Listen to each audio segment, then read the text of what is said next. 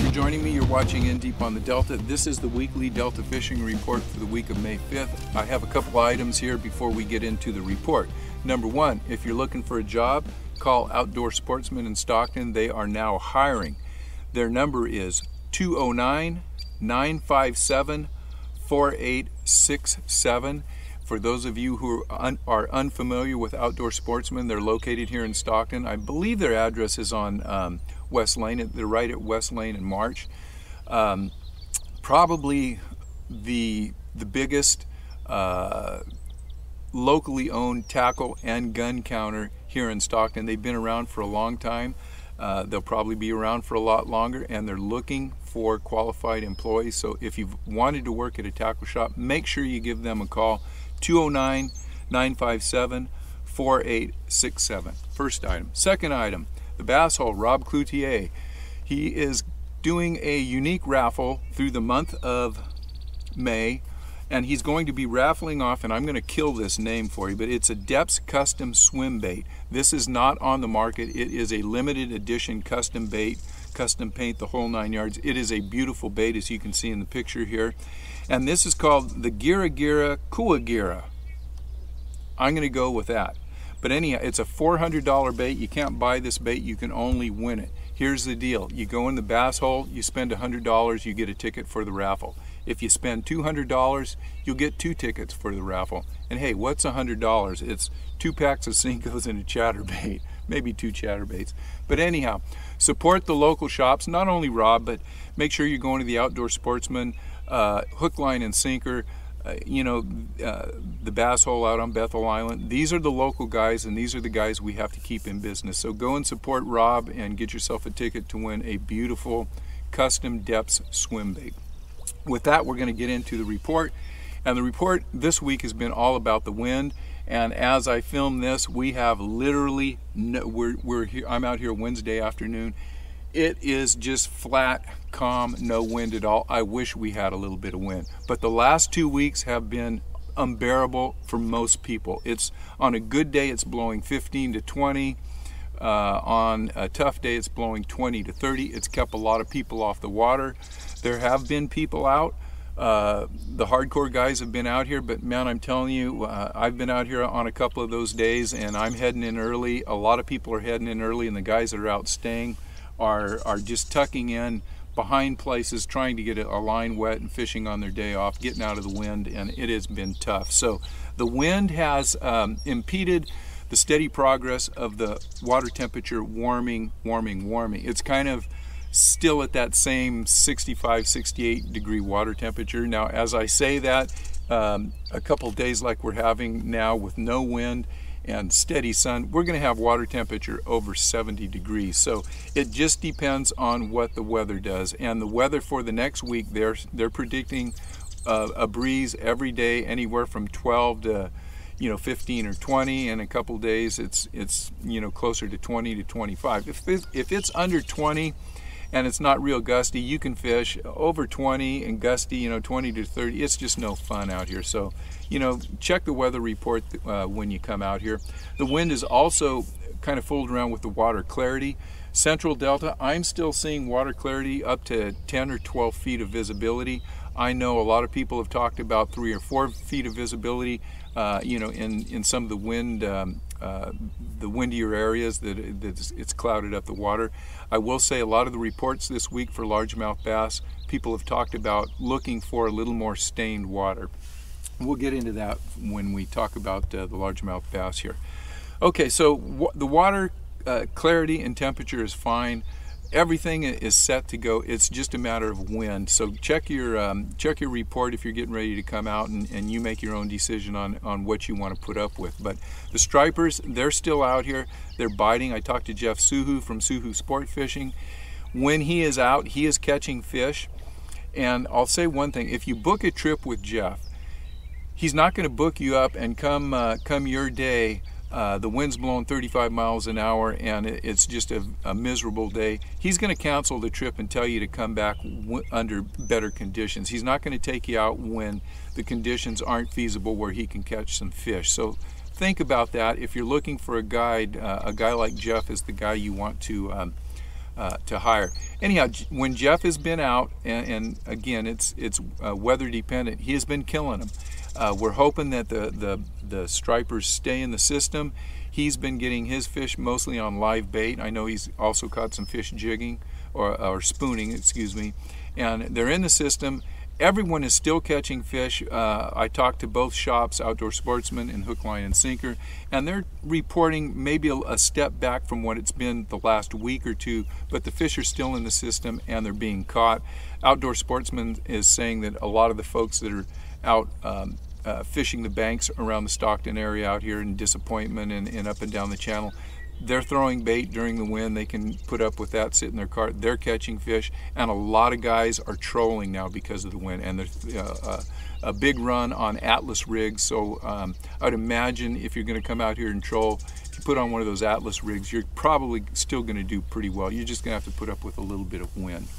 Also, I talked to Alan Fong, and Alan, you know, there's a bunch of fish up north. Alan's fishing up north quite a bit. He's been concentrating on largemouth bass, but he's had reports. Some of his buddies have been out, you know, up on the Sac up there and the tributaries, and they're still catching fish. It's just, you know, you gotta pick your day and stay out of the wind. So with that, choose your poison. The fish are out there. Hardcore guys, you're going to catch some fish if you get out on the water.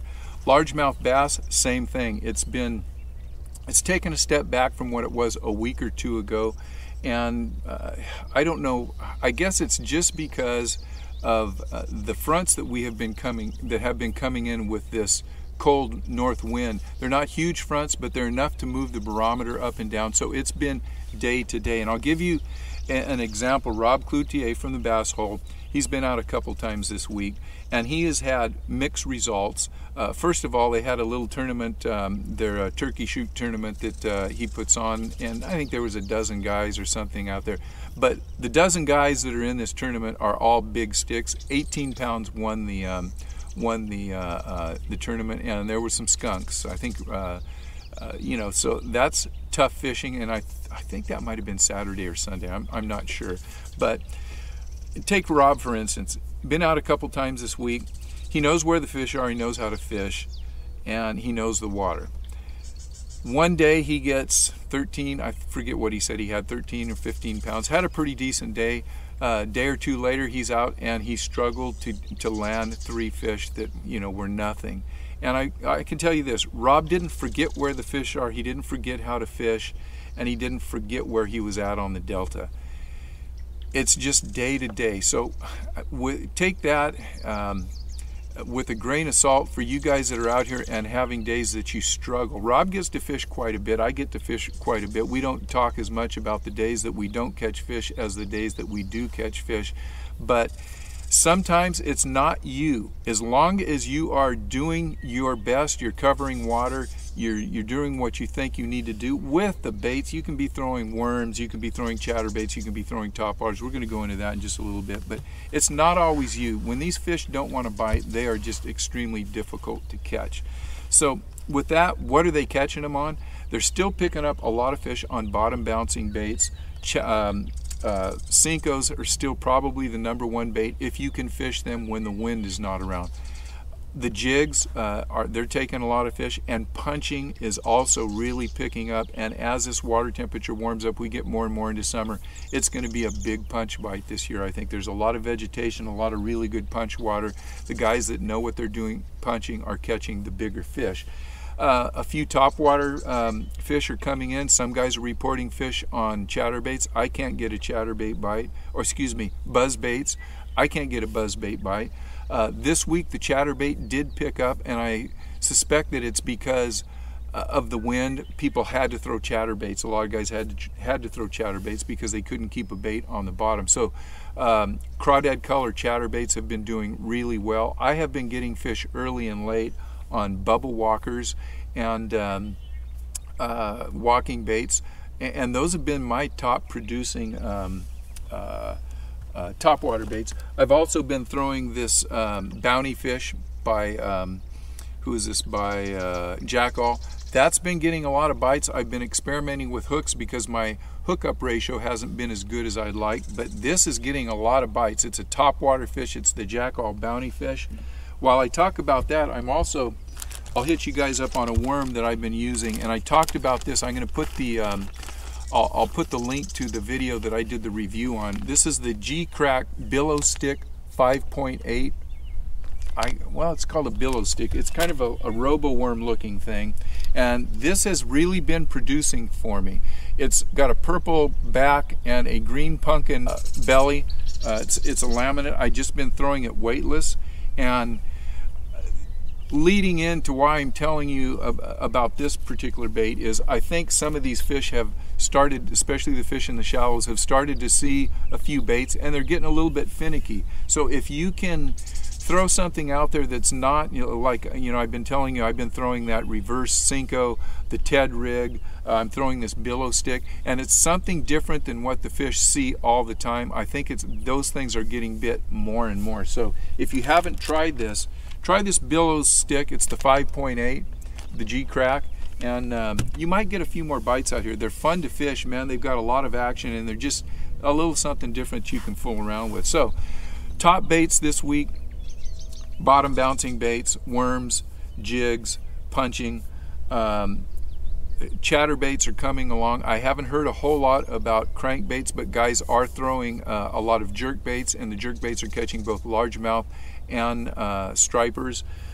Top waters, if you're out here early, definitely give a Rico, a Bubble Walker, a Pop-R, something like that, a small 2 to 3 inch a popping bait. Also, the guys that are fishing shallows, if you're head hunting out here, you want a little more water clarity, but that water clarity comes with the price. The guys that are, boy, I got everything going on from birds to airplanes to helicopters today. But anyhow, the guys that are fishing, I'll talk a little bit louder. The guys that are fishing the bed fish are saying that they are really spooky. So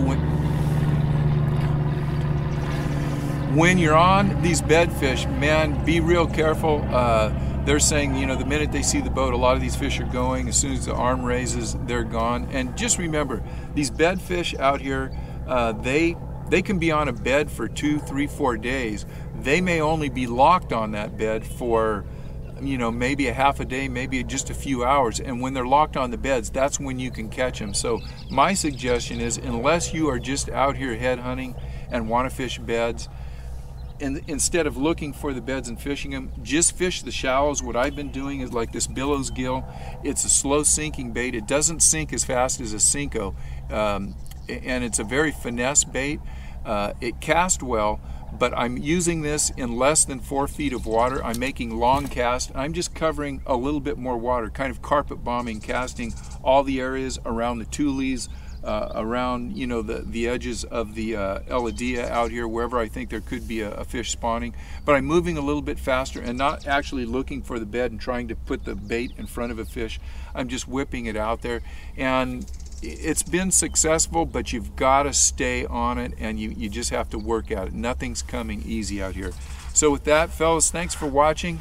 If you haven't subscribed, make sure you subscribe. Make sure you say hi to me at the dock if you see me, and everyone else. I'll see you guys on the water. Good luck.